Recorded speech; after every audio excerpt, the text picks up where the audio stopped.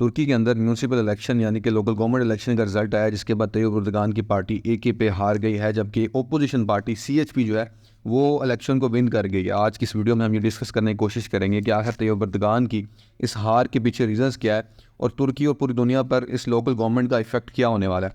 सबसे पहले अगर हम लोकल गवर्नमेंट की जो तुर्की के अंदर पोजीशन है उसको देखते हैं, तो तुर्की के अंदर 81 प्रोवेंसेस हैं और उन 81 प्रोवेंसेस के अंदर कहीं पे भी जो प्रोवेंशियल असम्बलीज हैं वो मौजूद नहीं है। तो डबल लेयर्ड डेमोक्रेसी है, यानी कि एक आपकी जो है वो जनरल सीट्स होती हैं और फिर आपकी लोकल गवर्नमेंट होती है। तो इसलिए लोकल गवर्नमेंट जो है वो बहुत अहमियत की हामिल है और उसके पास बहुत ज़्यादा पावर्स होती हैं। तो अगर हम लोकल गवर्नमेंट की बात करते हैं तो 81 प्रोवेंसेस के अंदर तकरीबन 77% जो है वो वोटिंग टर्नआउट रहा है और 36 जो प्रोवेंसेस हैं उसके अंदर सीएचपी पार्टी जो है वो जीती है। जबकि ये हिस्टोरिकली पहली दफ़ा जो है पिछले 20 सालों के अंदर एकेपी पार्टी यानी कि तैयब एर्दोगान की पार्टी पहली दफ़ा इतनी मेजॉरिटी के साथ जो है हारी है। और इसकी जो मेन रीज़न है वो अकरम इमामोग्लू है, जिसको आप स्क्रीन पर देख भी रहे हैं। ये शख्स जो है ये 2019 में मेयर इस्तांबुल जो है वो बना था और उसके बाद आज 2024 के अंदर ये दोबारा से मेयर इस्तांबुल जो है वो दोबारा बन गया है। और उसकी जो मेन रीज़न्स है कि आखिर वो सारी रीज़न जिसकी वजह से तैयब एर्दोगान जो है वो अपनी सीट जो है वो हारे हैं। हालांकि 2023 का बिल्कुल पिछले साल जो है वो जनरल इलेक्शन हुआ है और जनरल इलेक्शन में तैयब एर्दोगान जो है वो जीते थे। और इसकी जो मेन रीज़न है और सबसे इंपॉर्टेंट रीज़न जो है वो इन्फ्लेशन है। अगर हम इस वक्त तुर्की के इन्फ्लेशन को देखते हैं तो वो तकरीबन 65% से भी ज़्यादा जो है वो जा रही है, जबकि इंटरेस्ट रेट इन्होंने 50% पर रखा हुआ है।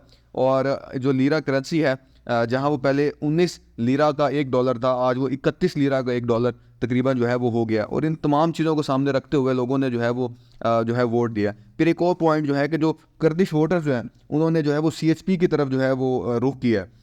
इससे पहले अगर हम तुर्की की पॉलिटिक्स को देखते हैं, जो सीएचपी जो पार्टी है ये उनकी लेफ्ट विंग पार्टी यानी कि एक सेकुलर पार्टी है, जबकि एकेपी पार्टी जो है वो एक इस्लामिस्ट पार्टी है जिसके अंदर इस्लाम का रंग ज़्यादा है। लेकिन इस दफ़ा ये चीज़ देखने में सामने नज़र आई है कि टर्की के अंदर लोगों ने वोट जो है वो इस्लाम के ऊपर या आइडेंटिटी के ऊपर नहीं दिया, बल्कि उन लोगों ने वोट जो है वो इश्यूज़ के ऊपर यानी कि इशू बेस्ड जो है वो वोट हुआ है। और इशू बेस के अंदर सबसे बड़ी जो इम्पैक्ट है वो उनकी इकॉनमी का ही है और इस इकोनॉमिक रीजंस की वजह से तैयब एर्दोगान जो है वो अपना इलेक्शन जो है वो हारे हैं।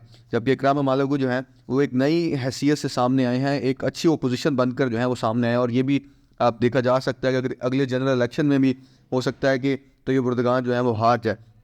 अब रिज़ल्ट के बाद तैयब एर्दोगान ने अपनी हार को मुकम्मल तौर पर एक्सेप्ट किया और उन्होंने कहा है कि ये हमारे लिए एक टर्निंग पॉइंट है और हम इससे लर्न करेंगे। जबकि दूसरी तरफ से जो सेकुलर पार्टी है उन्होंने कहा कि आज से एक सेकुलर जो है वो तुर्की का आगाज़ हुआ जाता है और आज से जो है वो एक इस्लामिस्ट जो कंजर्वेटिव पार्टीज़ हैं वो आज से जो है वो ख़त्म हो रही हैं। जबकि अगर हम इसका ओवरऑल इम्पैक्ट देखते हैं तो पूरी दुनिया ने इस चीज़ को तैयब एर्दोगान के ऊपर काफ़ी क्रिटिसाइज़ भी किया। आपको मालूम ही होगा कि यूरोपियन तो ऑलरेडी तैयब एर्दोगान को इतना पसंद नहीं करते हैं, तो उन्होंने तो भर भर के जो है वो इसके ऊपर क्रिटिसिज्म किया कि देखें जी ये हार है, ये जीता है। लेकिन अभी ये कहना जो है वो लॉन्ग टर्म ही होगा कि जनरल इलेक्शन तक जो है वो तुर्की की हालत क्या होती है, जो लोग किसको वोट देते हैं। लेकिन अभी तक के लिए एकीपी के जो हालात हैं तुर्की के अंदर बहुत बुरे नज़र आ रहे हैं। जबकि पाकिस्तान के अंदर आपको मालूम ही है कि इसका इम्पैक्ट बहुत देर पा होगा, क्योंकि सीएचपी पार्टी जो है वो इसराइल के साथ अच्छे ताल्लुकात रखना चाहती है, मुसलमानों के साथ उसके ताल्लुकात ज़्यादा अच्छे नहीं होंगे क्योंकि वो एक सेकुलर पार्टी है। जबकि एकीपी जो है वो अपने आप को एक इस्लामिस्ट पार्टी है और तुर्की को एक इस्लामिक